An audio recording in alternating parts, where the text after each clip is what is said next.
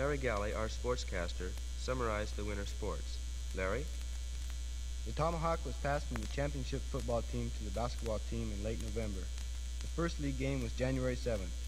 This year's team was faced with the problem of only 3 returning lettermen, despite the fact the team was led by 7 senior hoopsters. Coach Nicholson comments on the season. Sanger High School varsity basketball team started the season with 4 returning lettermen. They were Denny Bolin, Dennis East, Larry Deaver, and Jack Westry. These 4 were bolstered by JVs and Bs from the previous year.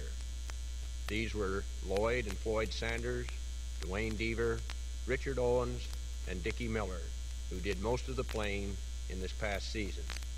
This team put forth good effort all season long, being one of the highest scoring teams that Sanger High has ever had. Twice during the season they scored in the 80s. They averaged 63 points in the league season.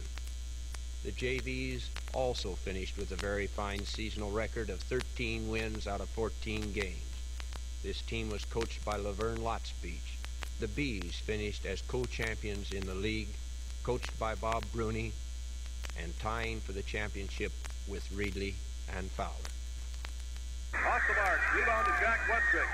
Westwick drives up court for the Apaches. Westwick, guarded by Ron Cullen, passes off on the right to Dick Miller. Miller into the right corner to Lloyd Sanders, drives the baseline, lays it up and scores. So Lloyd Sanders cuts the Reedley lead to 6, and the Apaches into a full court press. Length of the court pass to Armadillo. Intercepted by the Apaches of Sanger. Sanger Grapplers had a very successful season under the direction of Coach Bob Kelly. Leading the varsity squad were Carl Camano, Doyle Avery, Jerry Quint, Ansel Adelot, and Betty Vaughn. Under the leadership of these boys, they were able to capture both the league and divisional championship. Congratulations, boys. The American Field Service, led by Bob Craven, participated in the foreign exchange program more than usual this year. On December 29th, Virginia Berg arrived in Sanger after representing the school in Argentina for 1 year. Last February 7th, I flew from Miami, Florida to San Juan, Argentina to begin my year's stay in Argentina. I lived with a fabulous family consisting of 3 sisters and my Argentine parents. My greatest reward, I feel, has been my understanding of a foreign people. By participating in their activities and speaking their language, I felt just like one of them. The past year has been to me the greatest year of my life, and I know that I never will forget it. The day after Virginia's arrival, Sanger was honored by having Lorraine Madsen chosen to represent the school in New Zealand. To raise money for this trip, the AFS sponsored 2 movies, The Flower Drum Song and To Catch a Thief. Good day. I may be a little prejudiced, but I can't help thinking New Zealand must be one of the prettiest nations in the world. Flying over it gave me a good chance to get a bird's-eye view of the country. It's hard to imagine all the variety that's packed into these 3 islands, everything from geysers to glaciers. I was told the farther south I went in New Zealand, the more hospitable the people would be. I believe it.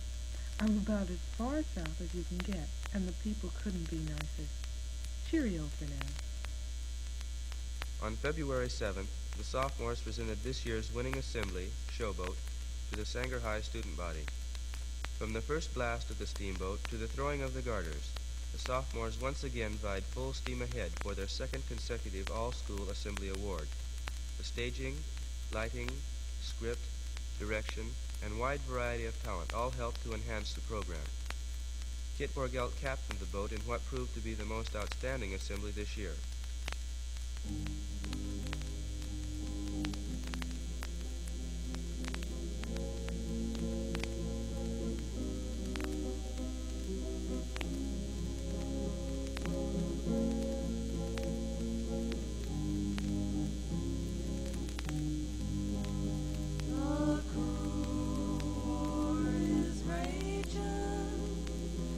Johnny has to fight. I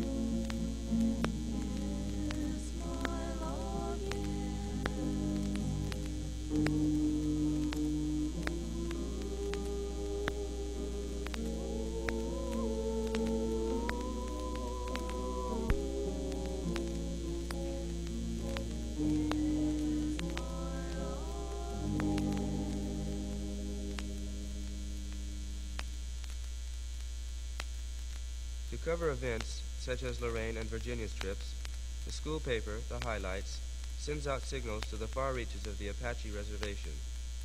Under the direction of Susan Olson, the paper has seen many innovations this year. The Highlights took on a new look this year. Instead of being lithographed, it's printed by the offset method. Much recognition is given to the staff members who work many hours setting up the paper under the direction of sports editor Gary Nakamura, business manager Bernadette Malatori, and chief typist Karen Prevey. The written Teepee Talk, The Echo, has an excellent variety of candid shots throughout the book this year. Larry Jensen and his staff spent many long hours working after school and on Saturdays to complete the Echo. The 1964 Echo is decisively different. There are more pages, more pictures, and better artwork. The cover was designed by Carla Dean, and the artwork furnished by Frank Mata. Our photography was handled by Harvey Price, Steve Gabrielson, Larry Harris, and John Wright.